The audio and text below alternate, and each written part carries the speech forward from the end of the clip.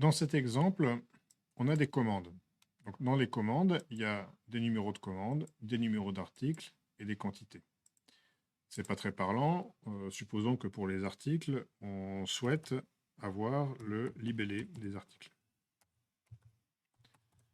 Donc, si on souhaite avoir le libellé des articles, ce qu'il ne faut pas faire, c'est écrire le libellé à la main et n'avoir que cette table-là, avoir le libellé à la main. Pourquoi? Parce que là, l'article numéro 1, il est ici et il est ici également. Donc ici, on aurait écrit lessive et ici, on aurait écrit lessive. Et si on s'est trompé, il y a une incohérence des données. C'est qu'à un moment donné, une erreur de frappe peut faire que l'article numéro 1, on peut penser que c'est lessive, et à un autre moment, on peut penser que l'article numéro 1, c'est lessive, mais où on aurait oublié le i. Donc l'idée, c'est de s'assurer à tout prix que quand il y a lessive quelque part, il y a lessive partout. Donc pour faire ça, on n'écrit pas les choses à la main ici. Ce qu'on fait, c'est qu'on écrit, on définit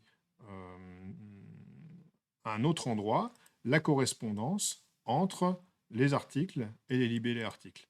Ainsi, on sait que les articles numéro 1, c'est lessive. Les articles numéro 2, c'est savon. 3, c'est shampoing. 4, liquide vaisselle. 5, javel.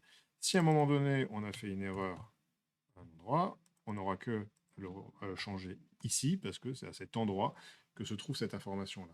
Donc l'idée pour structurer les choses correctement, c'est souvent de faire plusieurs tableaux, et dans chacun des tableaux, on écrit une correspondance. Alors maintenant, le problème, c'est que maintenant que les lessives, savon, shampoing, liquide vaisselle apparaissent ici, ça ne nous aide pas à savoir que ici, ben, ça reste pas très parlant, quoi, finalement.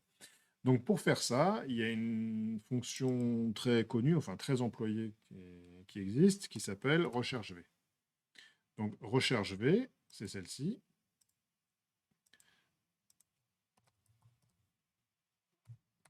Et si on veut en voir la documentation, on peut voir l'ensemble des paramètres que ça peut prendre, et on a tout un tas d'exemples d'utilisation. Alors, d'une manière générale, le recherche V, ce que ça va faire, c'est que ça va rechercher une certaine valeur dans une plage de calcul. Alors ici, la valeur qu'on va rechercher, c'est le numéro de l'article. C'est la référence. Donc, premier argument, le numéro de l'article. Pour mettre le deuxième argument, point virgule. Donc maintenant, il faut savoir où est-ce qu'on va rechercher ce 1. Alors, la particularité de cet argument-là, c'est qu'il faut saisir une plage. Ici, je prends l'entièreté des colonnes AB. J'aurais pu être aussi plus modeste en disant que je veux chercher simplement à cet endroit-là.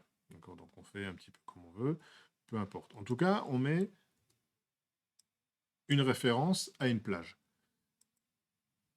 Ce qu'il faudra respecter simplement, c'est que dans la première colonne de la plage qu'on référence ici, c'est dans cette première colonne-là qu'on va aller chercher la valeur recherchée. Donc ici, le numéro de l'article, c'est-à-dire par exemple ici 1. D'accord? Donc en fait, ce numéro de l'article, là, il ne peut pas être en troisième ou en quatrième colonne. Il faut que ce soit dans le premier. C'est une limitation de la fonction. Elle fonctionne comme ça. Il faut faire avec. Il existe des versions XLOOKUP, etc., qui peuvent faire les choses dans d'autres sens. Voilà. Qui peut le faire en vertical, en horizontal, etc. Ça fonctionne simplement juste de la même manière, c'est un petit peu plus compliqué et plus difficile à expliquer comme ça, de manière un petit peu abrupte. Mais si vous avez compris ça, vous arriverez à comprendre la documentation de XLOOKUP après par vous-même. Donc en tout cas, ce qu'il faut, c'est que la première colonne, ça soit là-dedans, qu'on puisse trouver le numéro de l'article. Et ensuite, il y a un autre argument, un autre paramètre qui s'appelle le numéro de l'index de la colonne. Alors ce numéro de l'index de la colonne, c'est le numéro de la colonne dans laquelle on va rechercher le résultat. Donc ici, dans notre plage A, B, il y a deux colonnes. Et la valeur qu'on va rechercher, elle est dans la deuxième colonne. Nous, on va rechercher lessive, savon, etc., qui se trouve dans la deuxième colonne. Et donc, comme je veux retourner la valeur qui est dans la deuxième colonne, je mets 2.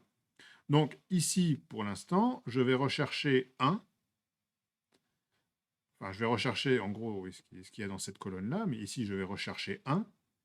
Dans la matrice, dans la plage AB, le 1, je vais le retrouver dans la colonne A, et je vais retourner la valeur que je trouve dans la deuxième colonne. C'est comme ça que j'écris les choses. Ensuite, il y a un dernier argument pour savoir si on veut une correspondance approximative ou une correspondance exacte.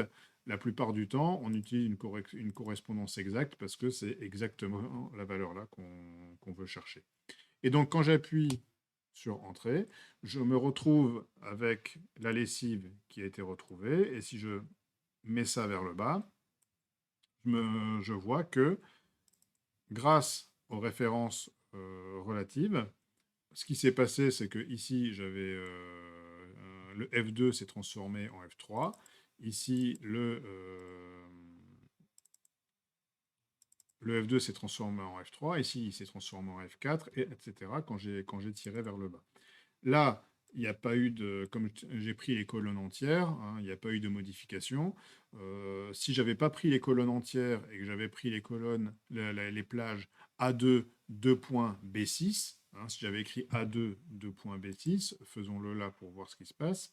Donc si j'écris ici à la place A2, 2.B6, à ce moment-là, bon, ça fonctionne pour ça, mais quand je tire vers le bas, il y a des choses qui ne fonctionnent pas. Pourquoi? Parce que le A2 de point B6 ici a été écrit avec des références relatives, or il aurait fallu l'écrire avec des références absolues, de manière à ce que ça ne descende pas en même temps que je descends avec les copier-coller ou avec les tirer. Donc pour faire ça, il faut que je fige la ligne 2 et que je fige la ligne 6 pour introduire des références absolues. Et donc quand j'ai fait ça, évidemment ça ne change pas lessive, hein, mais par contre quand je tire vers le bas, les choses refonctionnent comme elles devraient fonctionner. Donc ça, c'était la première modification qu'on avait à faire. La deuxième modification, c'est qu'il fallait trouver le numéro du client. Alors, le numéro du client, on peut trouver ça curieux parce qu'il n'y a aucun numéro de client à cet endroit-là. Alors, ce qui se passe, c'est que là, du coup, on va utiliser les commandes. Donc, les commandes ici, dans l'onglet, dans la feuille commande, on a une autre correspondance. On nous dit que le numéro du client A, c'est Pierre, et ce qu'on nous dit surtout, c'est que pour le numéro de la commande 1, le client correspondant, c'est A. Donc là, on a des données qui sont bien structurées. Parce qu'à chaque fois, chacune de ces petites tables exprime une correspondance, exprime une dépendance entre une information et une autre. L'idée, c'est que ici, quand on connaît le numéro du client, on doit être capable de retrouver un unique nom de client. Et ici, si on nous donne un numéro de commande, on doit être capable de retrouver un unique numéro de client. Donc c'est ça que font ces tables-là. Alors maintenant, quand on utilise recherche V, ben ça fonctionne exactement de la même manière. Il ne faut pas se laisser impressionner par le fait que ce soit dans plusieurs tables. Là, qu'est-ce qu'on recherche? Pour aller chercher le numéro de client, on va chercher le numéro de la commande. Parce qu'une fois qu'on a le numéro de la commande, c'est ça qui, dans cette table-là, va nous permettre de récupérer le numéro du client. Donc, dans la table commande, on va sélectionner DE, de manière à ce que le numéro de commande soit dans la première colonne de la plage qu'on est en train de sélectionner.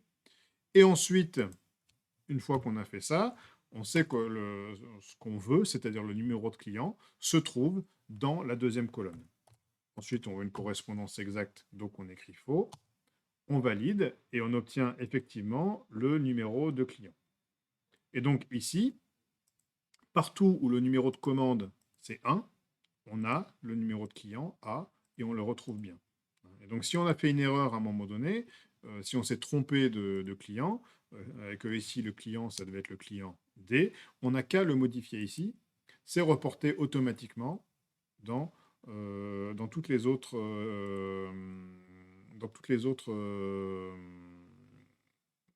cellules grâce à la fonction recharge V.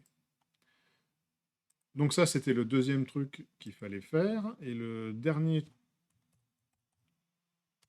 qu'on devait mener à bien, c'est ici introduire le nom du client. Alors le nom du client, ben, pour trouver le nom du client, il va falloir qu'on exploite cette table-là.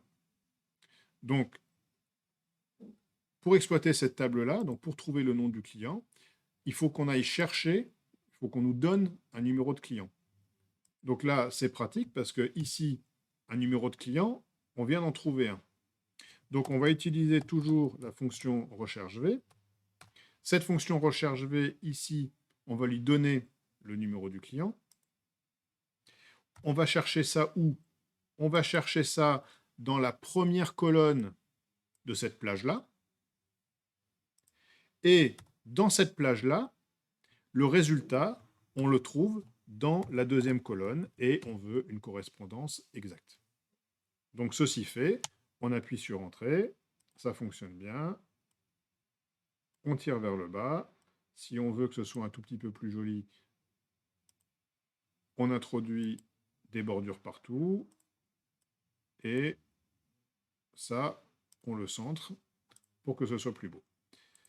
Voilà, et donc là, on se retrouve avec quelque chose de bien fait, où finalement, dans cette table-là, on a tout, mais sans qu'on ait eu à recopier Pierre, à recopier Paul, à recopier Jacques, avec tous les problèmes que ça peut causer en cas d'erreur et les problèmes du coup d'incohérence des données.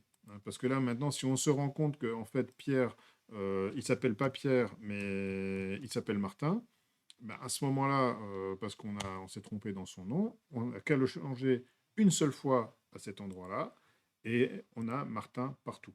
Pourquoi? Parce que là, on a correctement structuré nos tables. Des tables bien structurées, c'est des tables dans lesquelles une valeur n'est saisie qu'à un seul endroit. Et s'il faut aller la rechercher, on dispose de fonctions et de mécanismes qui nous permettent d'aller rechercher des valeurs, mais en tout cas, du point de vue de la saisie, il ne faut pas que la même chose soit saisie à des endroits différents. C'est fondamental pour bien structurer les données, y compris dans un classeur.